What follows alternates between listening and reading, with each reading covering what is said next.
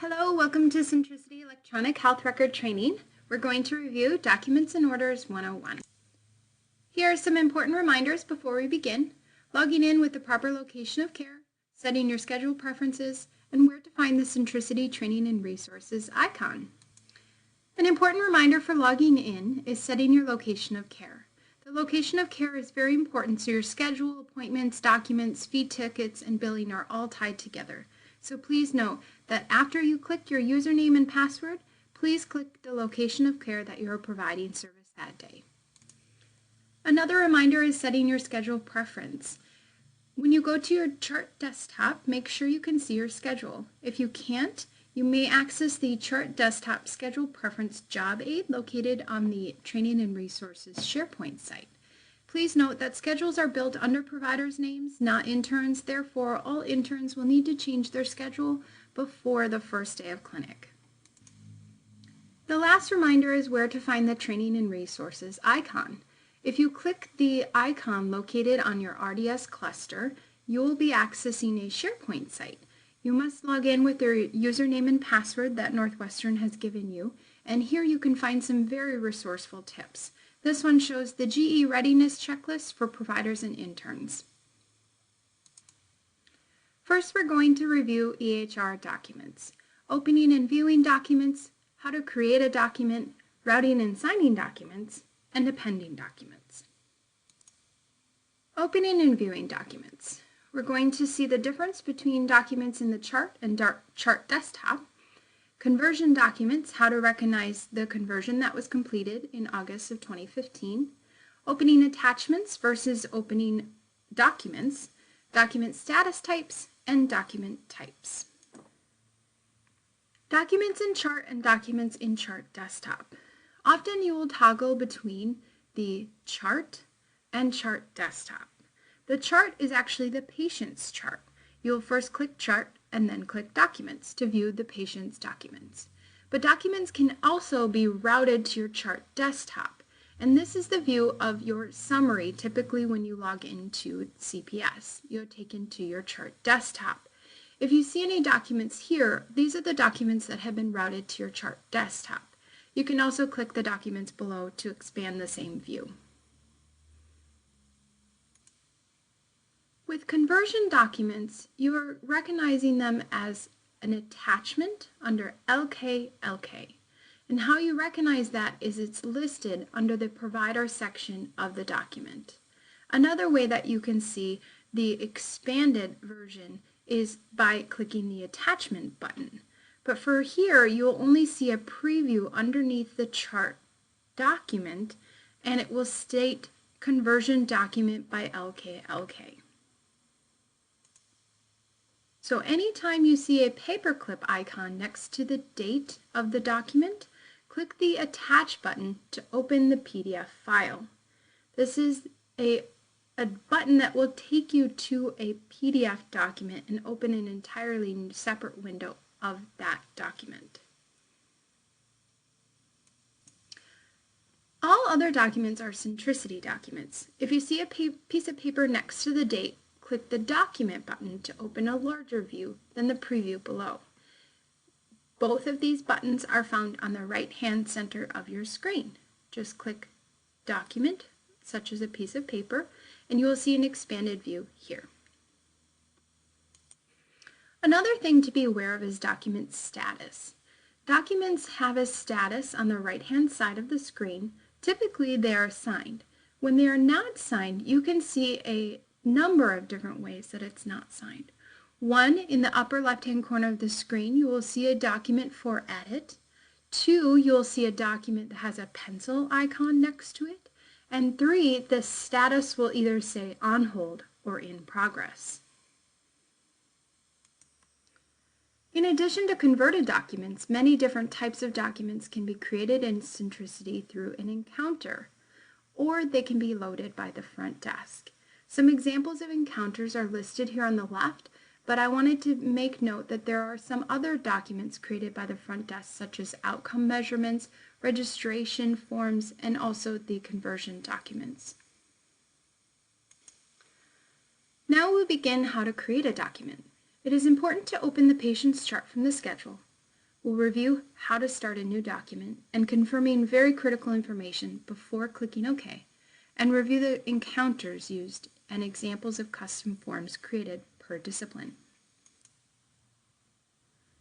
When you are in your chart desktop, you can click on the patient that is listed on your schedule for that day and right-click on it to open chart, or you can click Open Chart button located above when you click their name.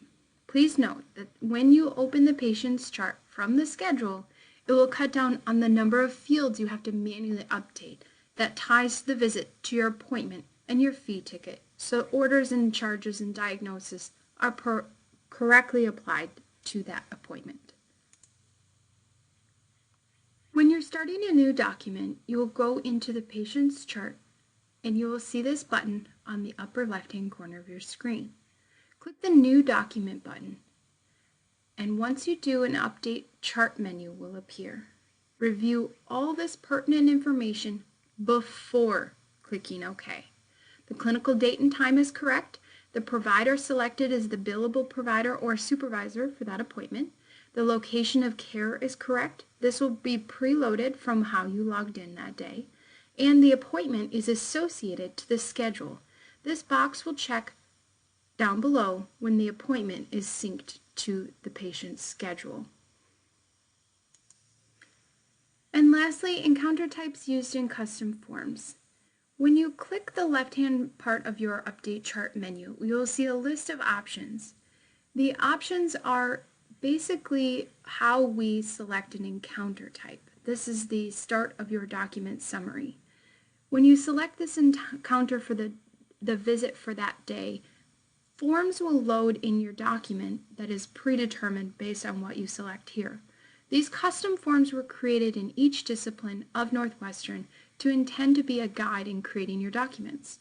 Understanding your discipline's documentation standards is also very important. Review your discipline's training and resources for documents and videos that your discipline may have, and confirm with your supervisor if you have any questions about what is required in your document. Now we will begin a tour of Centricity. Now I've logged into the RDS and I've opened the training environment. From here, my schedule preference is set to Bloomington All, and I have preloaded some demo patients into the schedule for our practice.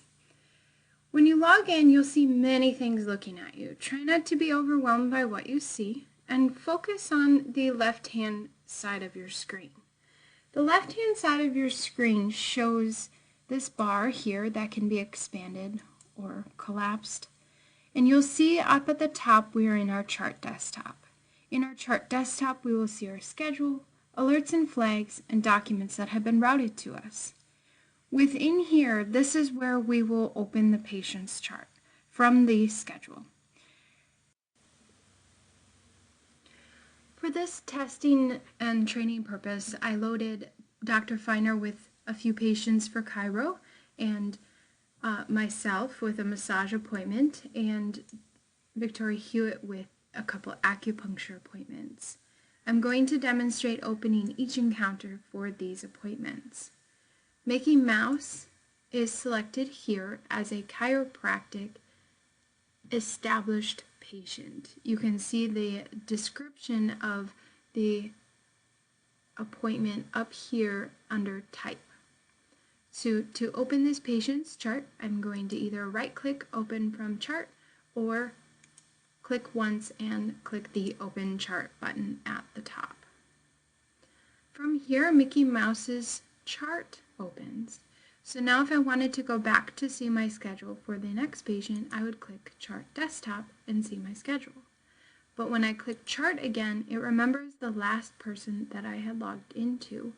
It also remembers the last person I logged into through the drop-down menu at the top under Find Patient. So from here, we select New Document. And it is important to be very careful about what you select here. Because I am logged in as myself, it knows my location of care and who I am. But for this example, it's Dr. Feiner, and it's an established chiropractic visit. So I'm going to scroll down to Chiro Daily Note and change the provider to Dr. Feiner. I can click the binoculars and click search, last name first, enter, and there's Dr. Feiner. From here, the location is also incorrect because I had logged into BNCC. ClinServe is not a location, and all of your orders will come back as admin hold. We'll review that later. But now that I have selected the appropriate provider and the appropriate location from the schedule, it syncs the appointment to that patient's appointment that is scheduled on this provider's. So this checkbox will appear as an associate to existing patient appointment on this clinical date. Now that I know all of my information is correct, I will click OK. Once I do, it will open a Update Chart menu. And you'll know because we have our Centricity Practice Solution open, chart, and an update of Mickey Mouse. For chiropractic documents, these are preloaded based on the encounter we selected, and obviously this is a demo patient, but we would see treatment plan listed here from the previous initial evaluation, and then we can begin our note under subjective.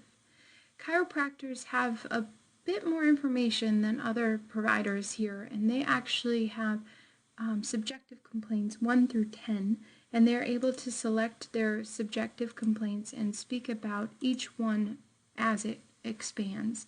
So these documents are a bit more expansive than some of the other documents that are in Centricity. But I do want to note that when you're in the document, all of this stuff is preloading your text version. So you'll see the forms listed on the left as we have the Forms button selected.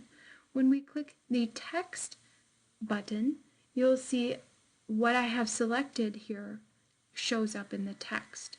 So if you go back to the forms and you select more information and you want to keep populating your note, and the subjective complaint is mid-back, let's say, and the previous complaint is listed here, pain scale, they can list out examples, and so on. I'm just preloading some information so you can see what I'm trying to build for here. So as they go through their exam and assess, their document is loaded far more expansive than other documents. Another thing to be mindful of is radio buttons is only one. Drop downs give you a selection of what is an option within drop down. You'll see some text boxes available for you to text use a narrative version. And then up at the top there's also tabs that give you more forms within a certain listed form. So it kind of feels like you're clicking all over, but once you get the hang of your discipline's documentation, it should get easier and easier. So it's important to review with your supervisor which part of your document is required for you to select. And as we get further in the document, there is more information that is preloaded, but in the end, we will actually click End. For this example, I'm going to click End and Hold and show you the other type of appointment, or encounter type, sorry. So for Minnie Mouse, it's a readmit 60 minutes, so we can open Minnie Mouse's chart.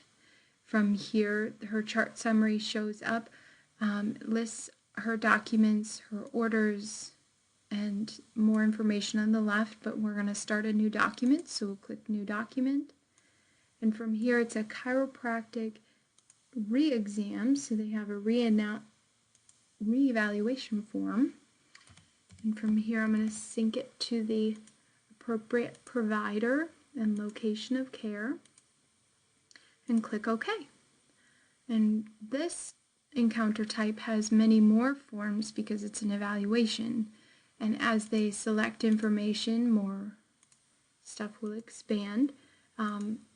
Each form is just a little bit different, but like I said before, based on the encounter that you select, the forms will load on the left. So this one shows a little bit more forms listed because it's a re-exam. I'm going to click End and Hold. Sorry, my screen is cut off a little bit here. Let's go back to Chart Desktop and click Tinkerbell, New 90-minute. From here, there's a couple documents already on hold. If you look at her documents, you can see they're on hold here with the pencil. And we will click New Document for a new massage. There's our initial evaluation.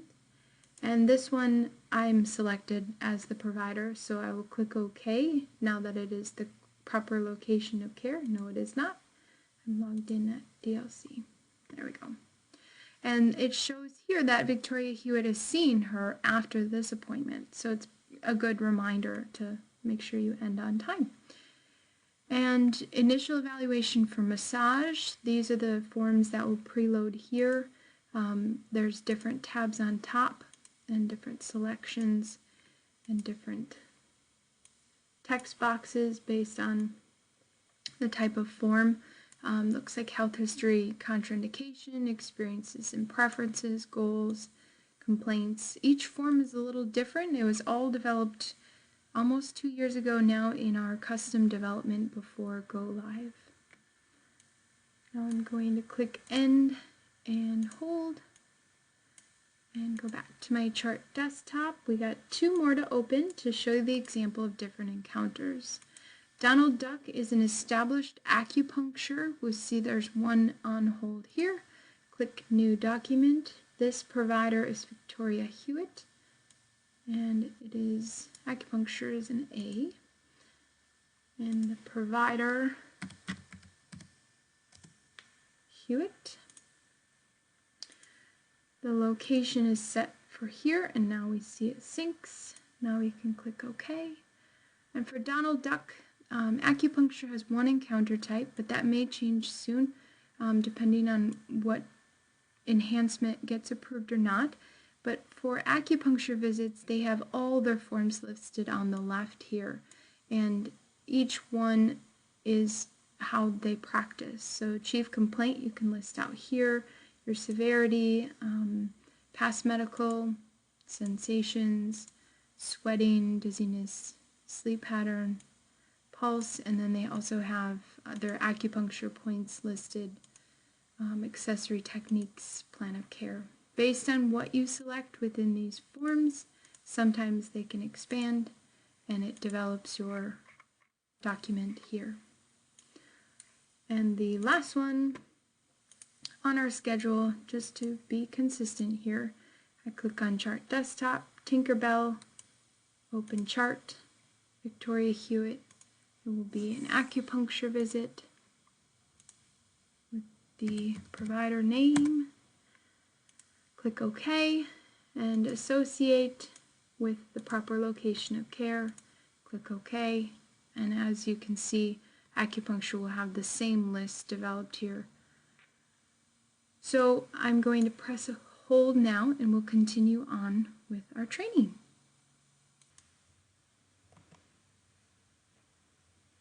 Next, we're going to review routing and signing documents. Routing steps, overview, routing to your providers only when your document is complete, document signature, providers and interns differences in their signature, searching for a provider, and review clinic policies in SharePoint site.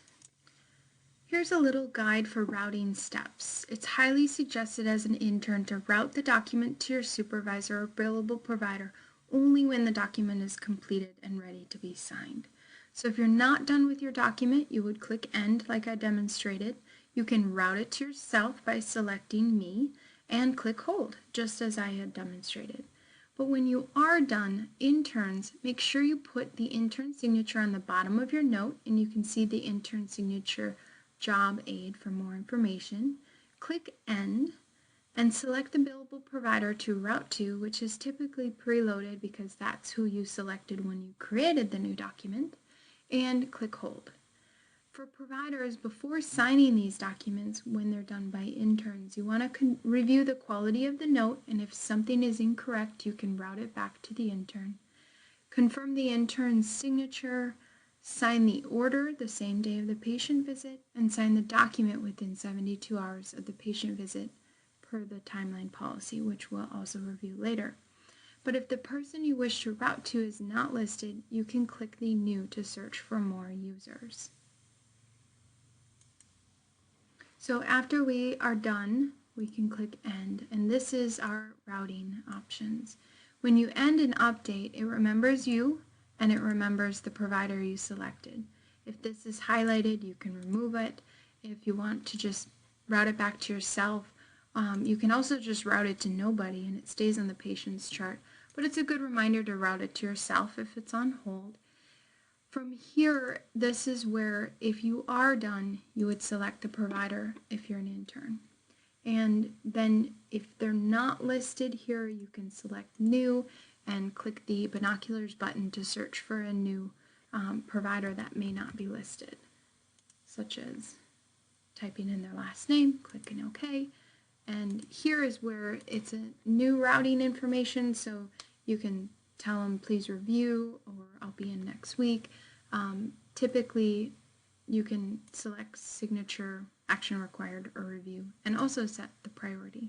But most of the time, the routing is done between who started it and the provider that they're under for that day. So if you click Me, you'd click Hold, and for the supervisors that are picking up a document, they can sign it. We'll get into that in a second. So document signature. Click the Training and Resources icon located on your RDS cluster to access the intern signature job aid note.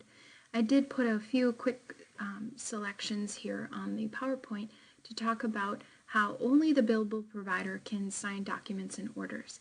Interns are required to sign the bottom of the document with a text version, which is .I_sign plus the enter, and this is the steps as to how you would do that. You would select the text version, scroll to the bottom of the note, type in I_sign, hit enter, and those steps are located here. So for interns, a quick review, click the text version, go to the bottom of the document. On the very last line, you would type a period, I_sign, and hit enter. This preloads the information for you as an intern signature. Next is searching for a provider, which we kind of reviewed earlier. You click the binocular button. There's another job aid which is called searching for a provider. Basically, the drop-down menu that is available in your selections for providers is based on your location and previous selections. If you would like to select a new one, you can click the binoculars button and the search tab, type in the last name, click search, highlight, and click OK. Quite a few steps, but once you have a list of people that you commonly speak with, it will be available in your drop-down. And next is to review the policies for EHR documents. Providers and supervisors, please visit the clinic SharePoint site. It has a list of up-to-date policies. One of the big policy is paperwork and timeline. All billable providers are to sign the document by the end of the 3rd business day. The orders are to be signed or submitted to the billing department by the end of the same date of service as the patient visit, and the end of day equals 11:59 p.m. And these policies are available on the clinic SharePoint site. And last about documents is appending documents. Unsigned documents can be edited for correction. Signed documents, on the other hand, cannot be edited or deleted for questions, only appended. So from here, unsigned documents, you can have a number of options of how to change a document. Obviously, you can open it and edit the information within the form, but if there's something specific like, oops, it should have been a different location, or it should have been a different provider, or the document needed to have a different name or document summary, you can change all those things when it's unsigned. You right-click on the unsigned highlighted document and select Change Properties. From here it takes you to a document properties window, and you can change that information, the type, the provider, location of care, and so on, and click OK. This is where it is unsigned, so you can change these properties. With deleting a document, all you have to do after you click End, as I demonstrated, is click the Discard Document button rather than the Sign or Hold. And a bit of a tongue twister here with centricity. Append is for documents. Amend is for orders. I didn't think of it. Sorry. Signed documents can only be appended. There's a button above documents listed called Append. And when you right-click on the document to append or select this button here, this will allow you to create a update. This expanded view above is what the previous document was as signed. So it gives you a little bit of a preview as you're trying to append the document. And what this text box is below is where you can state wrong date of service, intern was actually so-and-so, or any difference in your subjective, objective assessment plan, procedure, treatment plan. All of those appends can be typed in here. If you wanted to add a new form or do a completely new update, you can click here to do a full update, and it allows you to add those forms in. From here, you would sign. If there is anything that the billing department or your supervisor or your chief of staff need to be aware of, you can also click Sign and Route and communicate this append to somebody else. With appends, you'll see this plus button. It's just allowing you to expand, showing there's another document attached to the original signed document. So that is how you append signed documents. Going back into the patient's chart, I'll click End, and as a provider I have the right to sign this document, and I will go ahead and click Yes because we're in the testing environment. It prompts me some things. So for documents, this one has been signed. The document is expanded in a viewer option. I didn't select anything here, so it isn't showing me anything. But for documents that are on hold here, you can just open it and change, or you can right-click Change Properties and change the original creation of the document only because it is unsigned. For changing properties within signed documents, it is unable to be completed. But this is the append. Because there isn't anything in the document, it would show up here normally, but for here it was, wrong date of service. Of course, typo here. So from here you can sign, and I will click OK to sign, and that is where the expanded append comes in. So now to recap here, EHR documents, we reviewed opening and viewing documents, how to create a document, routing and signing, and appending documents. Next we will review EHR Orders 101. This ends the EHR Documents 101. Thank you for your time.